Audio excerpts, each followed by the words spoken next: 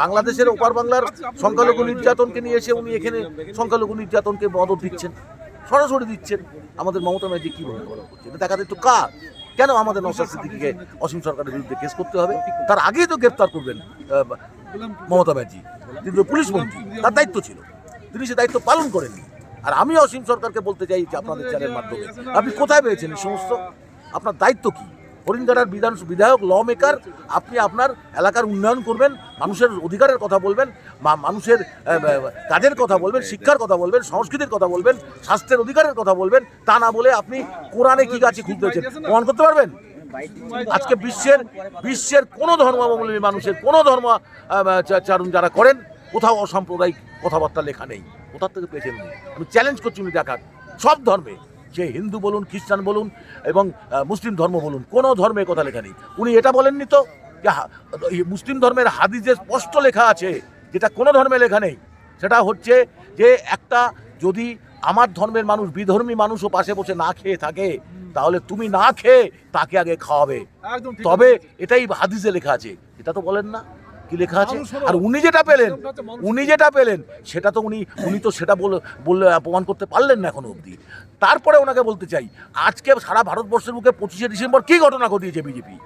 এই উগ্র হিন্দুত্ববাদী মৌলবাদী গোষ্ঠী খ্রিস্টানদের কীভাবে অত্যাচার করেছে? কারণ কি ভারতবর্ষের মাটিকে সাম্প্রদায়িক মাটি হিসাবে তৈরি করছে বিজেপি, তার থেকে অসীম সরকার ব্যতিক্রম নয়। কারণ পুরো সাম্প্রদায়িকতার বীজ বপন করছে এবং ফ্যাসিবাদী কায়দাটাই এই, ফ্যাসিস্টরা এইভাবে এগোয়, ধর্মীয় ফ্যাসিবাদীরা এইভাবে এগোয়।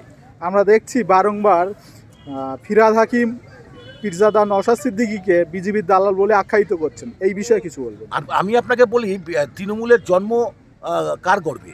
বিজেপির গর্বে। 1998 সালে তৃণমূলের জন্ম হয়, তখন বাজপেয়ী সরকারের মন্ত্রী কে ছিলেন? মমতা ব্যানার্জি। রেলমন্ত্রী কে ছিলেন? মমতা ব্যানার্জি। তো বিজেপির গর্বে হচ্ছে তৃণমূলের জন্ম।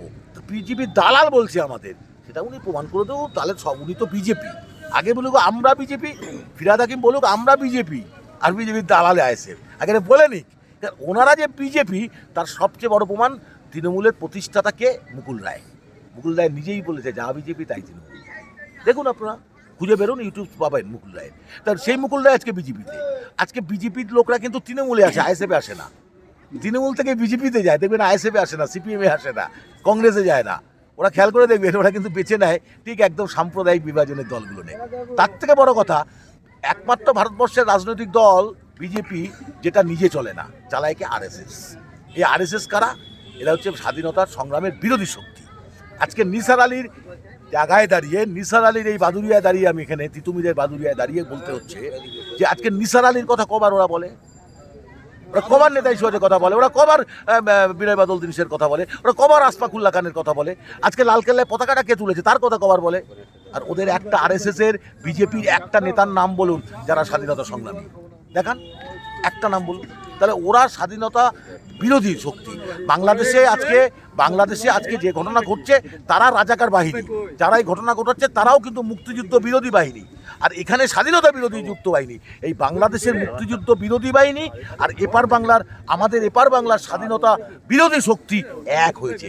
অর্থাৎ মৌলবাদের কোনো চরিত্র হয় না, মৌলবাদের কোনো জাত হয় না, ধর্ম হয় না। তো উগ্র মৌলবাদ বোথ আর সেম, সে যে দেশেই হোক। একটা সময় শোনা গিয়েছিল যে মাননীয় মমতা বন্দ্যোপাধ্যায় কোরআনকে অবমাননা করে বলেছিল যে কোরআন শেষ হয়ে যাবে, তার উন্নয়ন শেষ হবে না। উনি বলেছিলেন গীতা বাইবেল কোরআন সব শেষ হয়ে যাবে, ওনার উন্নয়ন শেষ হবে না। এবার উনি বলেছেন তার মানে ওনার উন্নয়ন হচ্ছে কোরআনের থেকেও বেশি। প্রথম কথা, কোরআন বাইবেল গীতা এগুলো কি? এগুলো ধর্মশাস্ত্র। ধর্মশাস্ত্র মানে কি? একটা বিশ্বাসের জায়গা, তার কোনো শেষ হয় না। বিশ্বাস একটা স্পিরিচুয়াল পাওয়ার। সব ধর্মে একটা স্পিরিচুয়াল পাওয়ার আছে, সেই স্পিরিচুয়াল পাওয়ারটা অদৃশ্য, দেখা যায় না। এটা অন্তঃস্থল থেকে দেখতে হয়। সেটা মমতা ব্যানার্জি বোঝেন না। মমতা ব্যানার্জি সবটা বোঝেন, আপনারা জেনে রাখুন। বোঝেন না বলবেন না, উনি যেটা বলেন খুব সুচতুরভাবে পরিকল্পিত কথাবার্তা বলেন এবং সবটাই উনি আরএসএসের এজেন্ডা ফিল আপ করছে। আইএসএফ 21 সালে জন্মলগ্নের পর থেকে একটা কথাই বলে যাচ্ছে, মমতা ব্যানার্জিকে মোহন ভগত বলেছিলেন আরএসএসের দুর্গা আমাদের। সেই দুর্গা আজকে দুর্গা নিশানি হয়ে অসুর বধ করছেন না, উনি অসুর রূপে বিচরণ করছেন বেশিভাবে, মানে দলিত আদিবাসী সংখ্যালঘু সমাজের ক্ষেত্রে। আপনি কি মনে করেন মমতা বন্দ্যোপাধ্যায় যে পথে চলেছিল কোরআনের বিরুদ্ধে, ঠিক তেমনভাবেই অসীম সরকার আজকে সেটা করছে বলে তাকে অ্যারেস্ট করা হচ্ছে না? না না, মমতা ব্যানার্জি অসীম সরকারকে অ্যারেস্ট করবে কেন? তার আগে তো শুভেন্দু অনেক কিছু বলে দিয়েছে। শুভেন্দুকে অ্যারেস্ট করেনি কেন? আমি যদি বলি শুভেন্দুকে মমতা ব্যানার্জি পাঠিয়েছে বিজেপিতে, আমি যদি বলি মুকুল রায়কে বিজেপিতে মমতা ব্যানার্জি পাঠিয়েছে, শুধুমাত্র একটাই স্বার্থ, অভিষেককে ঠেকানোর জন্য। কে অভিষেক বন্দ্যোপাধ্যায়? যে অভিষেক বন্দ্যোপাধ্যায়কে যে কোনো মূল্যে রক্ষা করা। মমতা ব্যানার্জির মতো স্বার্থান্বেষী মানুষ নিজেকে ছাড়া কাউকে ভালোবাসেন না। আমার বলতে হবে না, মমতা ব্যানার্জির দীর্ঘদিনের লড়াইয়ের সঙ্গী হচ্ছে কে বলুন তো? জানেন কি? সোনালী গুহ। সোনালী গুহ ছাড়েনি। সোনালী গুহ কি বলছে দেখুন, আমি কেন বলবো?